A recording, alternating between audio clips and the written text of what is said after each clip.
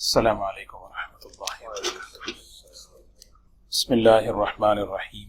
الحمد للہ نحمده ونستعینه ونستغفره ونؤمن به ونتوکل علیہ ونعوذ باللہ من شرور انفسنا ومن سیئات اعمالنا، من يهده الله فلا مضل له ومن يضلله فلا هادی له، ونشهد ان لا اله الا الله وحده لا شريك له، ونشهد ان سيدنا وحبيبنا ونبينا مولانا محمدا عبده ورسوله صلى الله تبارك وتعالى عليه وسلم، اما بعد۔ وعنه رضي الله عنه قال حدثنا رسول الله صلى الله عليه وسلم حديثين رأيت احدهما وانا انتظر الاخر، حدثنا ان الامانة نزلت في جزر قلوب الرجال، ثم علموا من القرآن ثم علموا من السنة، وحدثنا عن رفعها قال ينام الرجل النومة فتقبض الأمانة من قلبه فيظل أثرها مثل أثر الوقت، ثم ينام النومة فتقبض فيبقى أثرها مثل أثر المجل كجمر دحرجته على رجلك فنفط فتراه منتبرا وليس فيه شيء، ويصبح الناس يتبايعون ولا يكاد أحد يؤدي الأمانة، فيقال إن بني فلان رجلا أمينا، ويقال للرجل ما أعقله وما أظرفه وما أجلده وما في قلبه مثقال حبة من خردل من ایمان، متفق علیہ۔ قابل احترام بزرگ و دوستو، یہ روایت بھی حضرت حذیفہ رضی اللہ تعالی عنہ کی ہے۔ اس حدیث میں رسول اللہ صلی اللہ علیہ وسلم فرماتے ہیں، حضرت حذیفہ رضی اللہ تعالی عنہ فرماتے ہیں کہ نبی کریم صلی اللہ علیہ وسلم نے دو باتیں ہم سے بیان فرمائی۔ رأیت احدہما، ان دو باتوں میں سے ایک بات کو ہم نے اپنی زندگی میں دیکھ لیا۔ دو باتیں اللہ کے رسول صلی اللہ علیہ وسلم نے ارشاد فرمائی، اور دو باتوں میں سے ایک بات فرماتے ہیں ہم نے اپنی زندگی میں، یعنی صحابہ کی زندگی مبارک دور، وہ چیز کیا تھی؟ خیر کی بات تھی۔ خیر کی بات خیر کے دور میں نظر آئی، خیر کی بات خیر کے دور میں نظر آئی۔ اور پھر فرمایا وَأَنَا أَنْتَظِرُ الْآخَرَ، دوسری بات جو اللہ کے رسول صلی اللہ علیہ وسلم نے فرمائی ہے وہ میں اس کا انتظار کر رہا ہوں، وہ نہیں دیکھے ہو، کیونکہ خیر کے زمانے میں شر کی بات کہاں سے نظر آئے گی؟ صحابہ کا دور خیر کا دور تھا۔ تو دو باتیں ہیں حضور اکرم صلی اللہ علیہ وسلم سے انہوں نے سنی۔ ایک تو دیکھ لیا کہ صحابہ کا دور، صحابہ کی زندگیاں، ان کا ایمان، ان کا تقوی اور ان کی دیانت داری، امانت داری، یہ سب چیزیں انہوں نے دیکھ لی تھی۔ دوسری جو چیز تھی اس کے بارے میں آگے بتا رہے ہیں۔ فرمایا رسول اللہ صلی اللہ علیہ وسلم نے ہم سے ان الامانۃ نزلت فی جذر قلوب الرجال، امانت سے کیا مطلب ہے؟ امانت سے مراد ہے امانت داری، دین، قرآن اور سنت کو سمجھنے کی صلاحیت کا نور۔ امانت سے یہاں مراد قرآن اور حدیث کو سمجھنے کی صلاحیت کا ایک نور ہوتا ہے، وہ نور۔ فرمایا رسول اللہ صلی اللہ علیہ وسلم نے کہ وہ امانت، وہ نور نزلت فی قلوب الرجال، نزلت جزری یعنی لوگوں کے دلوں کی گہرائی میں اتاری گئی۔ وہ نور جو ہے اللہ تبارک و تعالی بندوں کے دلوں کی گہرائی میں، جڑ میں، جزر کہتے ہیں بالکل جڑ کے اندر۔ ثم علموا من القرآن ثم علموا من السنہ، پھر اس نور کی برکت کا یہ اثر ہوا کہ انہوں نے قرآن کا علم حاصل کیا اور حدیث کا اور سنت کا علم حاصل کیا، تو ان کو جو ہے قرآن پاک کا فہم بھی اچھا ملا اور سنت کا فہم بھی اچھا ملا۔ کیونکہ وہ نور جب نہیں ہوتا، اس نور کے بغیر جب انسان عقل سے قرآن اور سنت کو سمجھتا ہے تو قرآن پاک کو اپنے نظریات کے تابع کرتا ہے، اپنی سوچ کے تابع کرتا ہے، اور یہ دھوکہ لگتا ہے کہ یعنی اللہ نے مجھے عقل دی ہے، اللہ نے مجھے عقل ہے تو میں قرآن پڑھوں، حدیث پڑھوں، سمجھوں۔ وَلَقَدْ يَسَّرْنَا الْقُرْآنَ لِلذِّكْرِ، اللہ نے خود قرآن میں فرمایا قرآن ہم نے آسان کیا ہے. وہ تو تذکیر کے لیے ہے، ہر چیز کے لیے نہیں ہے. تو آدمی کی یہاں غلط فہمی یہ ہوتی ہے کہ قرآن حدیث میں خود ڈائریکٹ سمجھوں، حالانکہ انسان کے عقل میں اتنی صلاحیت نہیں ہے، انسان کے عقل کا وہ معیار نہیں ہے کہ وہ بغیر ہدایت کے، امانت کے، ایمان کے نور کے قرآن اور حدیث کا صحیح فہم حاصل کرے. اگر ایسا ہوتا تو صرف اللہ تبارک و تعالی کتابیں دیتے، قرآن پاک دیتے، نبیوں کو نہیں بھیجتے. انبیاء علیہ السلام کو بھیجنا، حضور اکرم صلی اللہ علیہ وسلم کو بھیجنا، مقصد یہ ہے کہ یہ ہماری جو عقل ہے وہ اس معیار کی، اس لیول کی نہیں ہے کہ آپ براہ راست اپنی عقل سے قرآن سمجھو، حدیث سمجھو. اسی لیے دوستو دین امانت ہے، یہ بات ہمیں ذہن میں رکھنا. دین امانت ہے، دین کی بات بھی امانت ہے، دین کا عمل بھی امانت ہے، دین کا کام بھی امانت ہے. امانت داری سے کرنا ہے. امانت کے معنی دین کی بات امانت، بات امانت ہے. اس لیے یہ تربیت کی تھی حضور صلی اللہ علیہ وسلم نے. ایسا نہیں ہے کہ منہ سے جو کہا بس کہتے رہو، دین بہت سستا ہو جاتا ہے. یہ حضرت حذیفہ رضی اللہ تعالی عنہ یہ دوسری جو بات بتا رہے ہیں، یہ اس دور کی بات بتا رہے ہیں کہ دین بہت سستا ہو جائے گا. اور اس زمانے میں ہر ایک جو ہے نا دین کی، کوئی جو ہے گورنمنٹ کے معاملے میں بات کرے گا 4 مرتبہ سوچے گا، لیکن دین اتنا سستا ہو گیا کہ ہر آدمی بغیر اس ہدایت کے، اس ایمان کے، امانت کے نور کے جو ہے نا بولتا جائے گا. حضور صلی اللہ، ایک مشہور واقعہ ہے، ایک یہودی حضور صلی اللہ علیہ وسلم سے کچھ سوالات کیے. اس میں ایک سوال یہ کیا کہ آپ اللہ کے نبی ہیں تو بتائیے دنیا میں سب سے بہترین جگہ کون سی ہے؟ آپ خاموش بیٹھ گئے، آپ خاموش رہ گئے. فرمایا جبرائیل آئیں گے تو پوچھ کے بتاؤں گا. دیکھیے یہ ہمیں تربیت کے لیے ہے، ایسا نہیں ہے کہ جو چاہے ہم کہہ دیں.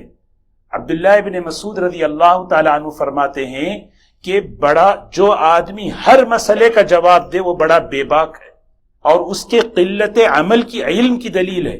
ایک آدمی کے پاس علم کم ہوتا ہے تو بس بولتا رہتا ہے. لیکن جب علم ہوتا ہے نا تو پھر کیا ہوتا ہے؟ امام مالک رحمت اللہ علیہ سے کسی نے 40 سوال پوچھے، 30 پر 6 سوال، 36 سوال کے بارے میں کہا اللہ عالم، اللہ عالم، اور 4 جواب دیے. حضرت میں بہت دور سے آیا، کہا دوسرے سے پوچھ لیجیے. ایک آدمی نے کہا حضرت میں ایک مسئلہ پوچھنا چاہتا ہوں، بڑا چھوٹا مسئلہ ہے. کہا چھوٹا مسئلہ علم چھوٹا نہیں ہوتا. قرآن پاک میں اللہ نے کہا اِنَّا سَنُلْقِي عَلَيْكَ قَوْلًا ثَقِيلًا، اللہ کے دین کی بات تو بڑی بھاری ہے، وزنی ہے، اور تم کیسے کہتے ہو کہ یہ بہت آسان ہے؟ امام مالک رحمت اللہ علیہ ان کے بارے میں آتا ہے جب کوئی مجھ سے سوال کرتا ہے تو میں سب سے پہلے یہ سوچتا ہوں کہ میرے سامنے جنت اور جہنم ہے، صحیح جواب دوں گا، امانت سے کہوں گا تو مجھے اللہ جنت پہ پہنچائیں گے، اگر میں خیانت کروں گا تو میرا ٹھکانہ کہیں اور ہوگا. تو یہ امانت داری. حضور اکرم صلی اللہ علیہ وسلم جب جبرائیل آئے پوچھا جبرائیل زمین میں سب سے بہتر جگہ کون سی ہے آپ کو پتا ہے؟ کہا نہیں. جبرائیل علیہ السلام اللہ کے پاس تشریف لے گئے اور وہاں جا کر جب آ کر بتائے، کہنے لگے یا رسول اللہ صلی اللہ علیہ وسلم، اللہ تعالیٰ جب کبھی کوئی کلام فرماتے ہیں تو وہ قرب مجھے عطا نہیں کرتے جو اس جواب کے لیے قرب عطا کیے. اتنا قرب، اتنا نزدیک کیا اللہ تعالیٰ نے مجھے، اور قرب دے کر فرمایا جبرائیل کہیے زمین میں سب سے بہترین جگہ مسجد ہے سب سے بہترین جگہ. اور یہ جواب دینے کے لیے کیا کرنے؟ قریب کر کے، یعنی اللہ تعالیٰ جبرائیل علیہ السلام کو اپنا قرب عطا فرما رہے. یہ اس میں ایک سمجھنے کی بات ہے کہ دین امانت ہے. ایک صحابی حضرت عبداللہ ابن عمر رضی اللہ عنہ مجمع میں ایک حدیث بیان کی ہے، بڑی مشہور حدیث ہے. بنی الاسلام علی 5، اسلام کی بنیاد 5 چیزوں پر ہے، کلمے پر، نماز پر جو ہے، اور پھر کلمہ، نماز، شہادت اللہ الہ الا اللہ و اقام الصلاۃ، زکوٰۃ ہے، اور پھر صوم اور حج. تو ایک آدمی کہنے لگا حضرت میں اس کو ریپیٹ کروں؟ کہا بھائی ضرور کریں. تو انہوں نے جب ریپیٹ کیا کہا کلمہ ہے، نماز ہے، زکوٰۃ ہے، پھر بجائے رمضان کے روزے کہنے کے حج کہا، اور پھر رمضان کے روزے، ترتیب چینج کر دی. کہنے کہ کیا کہہ رہے ہیں تم نے، یہ ترتیب کیوں بدلی؟ کہا بات تو پوری کر رہا ہوں نا، بس ایک ہی بات تو ہے. کہا نہیں، یہ بات نہیں ہے. جس ترتیب سے حضور صلی اللہ علیہ وسلم نے علم دیا اس ترتیب سے کہو. یہ ہمارے اسلام کی دین کی خوبی ہے. تو علم دین امانت ہے، دین کا عمل امانت ہے، وضو امانت ہے. امانت ہے نا وضو، کوئی تبدیلی کی گنجائش نہیں ہے. اسی لیے اگر اس امانت میں ایک ایک بال بھی اگر سوکھا رہ جائے وضو ہوگا. نماز امانت ہے، آج تک نماز نہیں بدلی، آج تک وضو نہیں بدلا. تو دین کا بول امانت، دین کا عمل امانت، دین کا کام امانت. دین کا کام امانت، چاہے کام درس کا ہو، بیان کا ہو، مسجد کا ہو، خدمت کا، کوئی بھی لائن کا عمل کا کام ہو، امانت. یہ حضور صلی اللہ علیہ وسلم امین تھے. آپ نے پورے صحابہ کی جماعت کو امانت دار بنایا. پوری صحابہ کی جماعت امانت دار، امین تھی، دین کے معاملے میں بھی اور دنیا کے معاملے میں بھی. دنیا کے معاملے میں بھی امانت دار، دین کے معاملے میں بھی امانت دار. یہ ذہن. ایک واقعہ ہے، حضرت کہیں یعنی غزوے میں جو ہے مال غنیمت آیا، تو بڑے بادشاہ کا جو ہے اس کا جو تاج تھا جس میں جواہرات لگے ہوئے تھے، ڈائمنڈز لگے ہوئے تھے، وہ ایک صحابی کے ہاتھ لگ گیا. وہ آئے اپنی چادر میں لپیٹ کر اور پھینک دیا، ایسے ہی پھینک دیا. تو وہاں پہ ایک ذمہ دار کھڑے تھے، اندھیرا تھا، رات کا وقت تھا، اس زمانے میں لائٹ وغیرہ تو تھی نہیں. انہوں نے پھینک کے وہ جا رہے تھے، کہنے لگے حضرت جانتے ہیں آپ کیا پھینک رہے ہیں؟ کہا ہاں بادشاہ کا تاج ہے، بادشاہ کا تاج ہے. انہوں نے اسی امتحان لینے کے لیے کہا، اس میں بہت سے ہیرے لگے ہوئے ہیں، ایک اگر رکھ لیتے آپ کا خاندان بن جاتا، آپ کا گھر چل جاتا، زندگی بن جاتی. یہ امانت ہے. کہا یہ امانت ہے. اچھا آپ کا نام کیا ہے؟ کہا جس کے لیے میں کیا ہوں وہ جانتا ہے میرا نام، میں نام نہیں بتاتا. جس کے لیے میں کیا وہ جانتا ہے میرا نام. تو امانت داری، دین کا کام امانت، وراثت نہیں ہے. حضرت ابو بکر رضی اللہ تعالی عنہ کو امیر بننا نہیں چاہ رہے تھے. وہ حضرت ابو بکر رضی اللہ عنہ امیر بننا نہیں چاہ رہے تھے. ہنگامی حالات تھے تو امیر بنا دیے. جب حالات پرسکون ہوئے تو ایک نماز کے بعد کھڑے ہوئے اور کھڑے ہو کر اعلان کیا، لوگوں حالات بڑے ہنگامی تھے، لوگوں نے مجھے امیر بنا دیا، اب حالات بڑے پرسکون ہیں، یہ امانت، یہ ذمہ داری کوئی لے لے، میں اس کے حوالے کروں گا، آ جائیں. ایک بار نہیں، 15 نمازوں میں حضرت ابو بکر رضی اللہ عنہ اعلان کرتے رہے. 3 دن 15 نمازوں میں ہر نماز کے بعد ادھر اعلان کرتے، ادھر حضرت علی رضی اللہ عنہ کھڑے ہو کے کہتے آپ امیر ہیں، آپ خلیفہ ہیں، آپ کسی کو آپ حوالے کریں گے ہم نہیں مانیں گے، اور جو بھی قبول کرے گا ہم اس پہ راضی نہیں، ہم آپ پہ راضی ہیں. کیا بتانا چاہ رہے ہیں حضرت علی رضی اللہ عنہ؟ حضرت علی رضی اللہ عنہ کون ہے؟ حضور صلی اللہ علیہ وسلم کے چچازاد بھائی، ہاشمی، داماد، بیٹی حضور صلی اللہ علیہ وسلم کی گھر میں ہے. اگر وہ حقدار بنتے تو کہتے کہ بھی یہ میرا ہے، خلافت میری ہے. فرمایا نہیں، دین امانت داری ہے، وراثت نہیں ہے، کسی کی اجارہ داری نہیں ہے. تو یہاں پہ یہ فرمایا جا رہا ہے ان الامانت، دین امانت، بولنے میں امانت، کام کرنے میں امانت، اور پھر عمل کرنے میں امانت. نماز یہ اس کا ہے. یہ کب احساس ہوگا؟ جب احساس ہوگا دل کے اندر وہ نور اترے گا. تو یہاں حضور اکرم صلی اللہ علیہ وسلم فرما رہے ہیں امانت کو اللہ تبارک و تعالی بندے کے دل کے اندر اتاریں گے. وہ نور، جس نور کی وجہ سے جب وہ نور اترتا ہے تو پھر وہ قرآن پاک کو صحیح سمجھتا ہے، حدیث کو صحیح سمجھتا ہے. کیا مطلب؟ میں اپنی عقل کو قرآن کے تابع کروں گا، میں دین کے تابع کروں گا. دین قرآن کو اپنے تابع نہیں کروں گا، حدیث کو اپنے تابع نہیں کروں گا، بلکہ دین کو اپنے تابع. کیوں؟ یہ روشنی ہے. یہ روشنی اسے بتا رہی ہے تمہاری عقل ناقص، تمہارا تجربہ ناقص، تمہارا علم ناقص. یہ اللہ نے کلام جو دیا ہے یہ کامل اور مکمل ہے، اس کے تابع اپنے آپ کو بناؤ. پھر آگے چلیں. حضور اکرم صلی اللہ علیہ وسلم فرماتے ہیں ایک تو یہ مرحلہ ہے، یہ امانت دل میں اتاری گئی. اب حضرت حضور اکرم صلی اللہ علیہ وسلم فرماتے ہیں جانتے ہو یہ امانت کیسے اٹھائی جائے گی؟ اب یہ ہے دور، یہ اصل ہمیں سمجھنا ہے. یہ اس دور کے بارے میں یہ جملہ ہے. امانتیں تھی اس زمانے میں، ساری جماعت امانت دار تھی، صحابہ کی پوری جماعت امین، دین کے معاملے میں، دنیا کے معاملے میں، کاروبار کے معاملے میں، ہر معاملے میں امانت دار. کیوں؟ اس لیے کہ ایمان اور امانت جڑواں ہیں. ایمان اور امانت جڑواں ہیں. لا ایمان لمن لا امانت له، جس آدمی میں امانت نہیں وہاں ایمان نہیں ہے. اسی لیے حدیث میں آتا ہے جب اللہ کسی کام کو سنوارنا چاہتے ہیں امانت داروں کو جمع کرتے ہیں، اور اللہ جب کسی کام کو برباد کرنا چاہتے ہیں خیانت داروں کو جمع کرتے ہیں۔ وہ خیانت دار کیا کرے گا؟ ڈر نہیں ہوگا اپنی مرضی سے۔ ہاں، اب اسی لیے دوستو دین کا کام چاہے کوئی بھی کرے، کسی بھی لائن کا ہو، مدرسے کا، درس کا، تبلیغ کا، کوئی بھی لائن کا کام ہو، امانت سمجھنا۔ مسجد کا کام امانت، اس میں میری عقل نہیں چلے گی، اس میں تابع ہوں قرآن کا، تابع ہوں سنت کا۔ امانت داری ہے، یہ کوئی اجارہ داری نہیں ہے، امانت داری ہے۔ اللہ کے پاس پوچھیں گے، اللہ جواب دینا ہے۔ تو یہ چیز اب دیکھیے، اب دوسرا دور بتا رہے ہیں، وحدثنا عن رفعها، حضور صلی اللہ علیہ وسلم ہمیں بتا رہے ہیں دیکھو ایک دور ایسا آئے گا وہ دلوں سے امانت اٹھا لیں گے۔ وہ امانت کیسے اٹھے گی؟ وہ نور کیسے اٹھے گا؟ اٹھے گا تو کیا ہوگا؟ کیسے اٹھے گا؟ اٹھے گا تو کیا حال ہوگا؟ فرمایا ینام الرجل النومۃ، آدمی سو جائے گا۔ سو جانے کا مطلب کیا ہے؟ سونا حقیقی نہیں ہے، غفلت مراد ہے۔ غفلت کا مطلب یہ سب سے بڑی بنیادی بات، کہتے نہیں کوئی بات ہو گئی، کیا سو رہے تھے کیا آپ اس وقت؟ مطلب یہ ہے کہ غفلت کو بتانے کے لیے سونے سے کہتے ہیں۔ تو یہاں پر حضور صلی اللہ علیہ وسلم فرما رہے ہیں غفلت چھا جائے گی، یہ ہے سب سے بڑی جڑ، غفلت۔ اللہ ہم سب کی حفاظت، ہر عمل میں اب غفلت کو چھوڑنا ہے۔ غفلت کسے کہتے ہیں پتہ ہے؟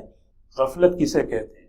غفلت کہتے ہیں، حضرت فرماتے ہیں غفلت نام ہے جو کام میں کروں اس موقع پر یہ سوچ، یہ ذہن میں نہ ہو کہ اللہ اس سے خوش ہوتے ہیں یا ناراض ہوتے ہیں، اس کا نام غفلت ہے۔ ایک آدمی بیان کر رہا ہے، بیان کے وقت اگر اسے یہ استحضار نہ ہو اس عمل سے اللہ خوش ہوں گے یا ناراض ہوں گے، یہ غفلت ہے پورا۔ ایک آدمی جو ہے لیک الزبتھ میں 1 گھنٹے کی واک کر رہا ہے، واک کرتے ہوئے وہ یہ سوچ رہا ہے کہ میں اس وقت کوئی کام ایسا نہیں کروں جس سے اللہ ناراض ہو، وہ غافل نہیں ہے، سمجھ رہے ہیں؟ وہ غافل نہیں ہے، وہ غافل نہیں ہے۔ ایک آدمی جو ہے یوسیمیٹی گیا، وہاں اللہ کی قدرت دیکھ رہا ہے، وہاں ماشاءاللہ اللہ تعالیٰ کے بنائے ہوئے نظارے دیکھ رہا ہے، لیکن دیکھتے ہوئے یہ ذہن میں رکھا ہے میرا اللہ ناراض نہیں ہونا، میرے اللہ کو ناراض نہیں کرنا ہے، اللہ کو خوش کرنا ہے، وہ آدمی جو ہے غافل نہیں ہے۔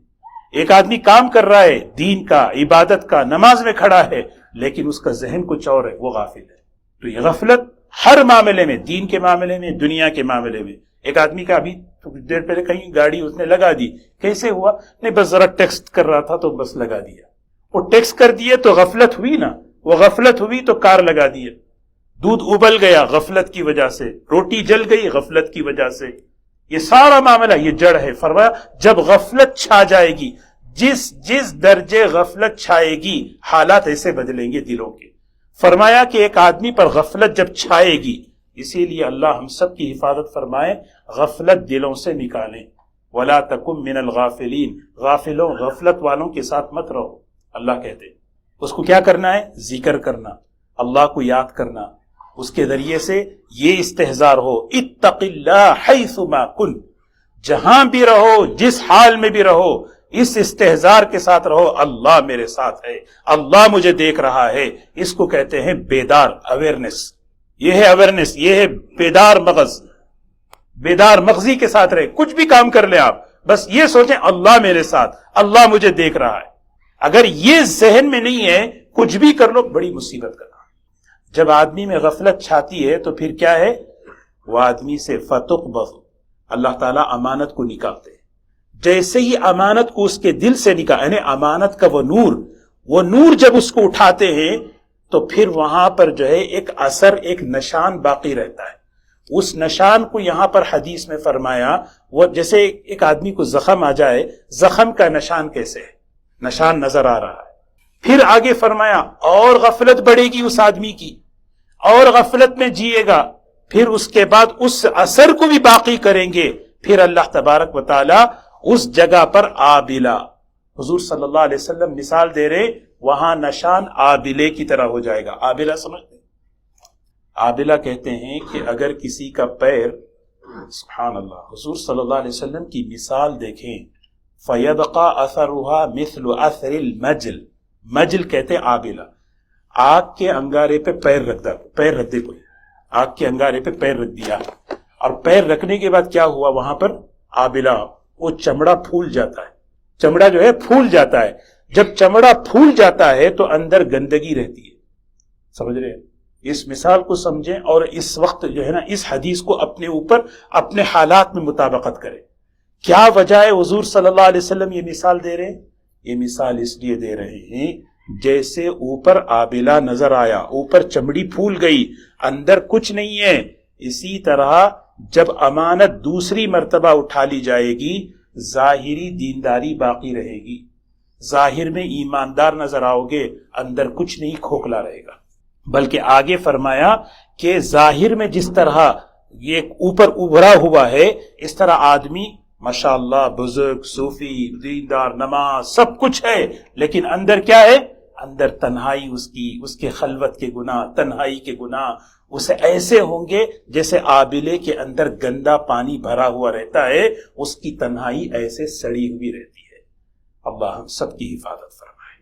یہ چیز سوچنے کی، جیسے میں نے کل بتایا آپ کو کہ یہ جو باہر کے مقابلے میں اندر کے جو فتنے ہیں، یہ دل کی لائن کے فتنے، یہ بڑے خطرناک ہیں. لیکن اس سے بچنے پر کیا ہوگا؟ اللہ تعالیٰ اس کے دل میں ہدایت کا نور بڑھائیں گے.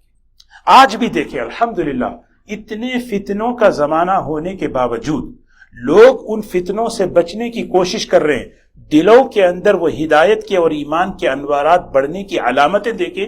مسجد میں نمازی، مدرسے میں بچے حفظ کر رہے ہیں، عالم بنا رہے بچوں کو، یعنی لوگوں میں دینداری بڑھتی جا رہی. یہ سب کیا ہے؟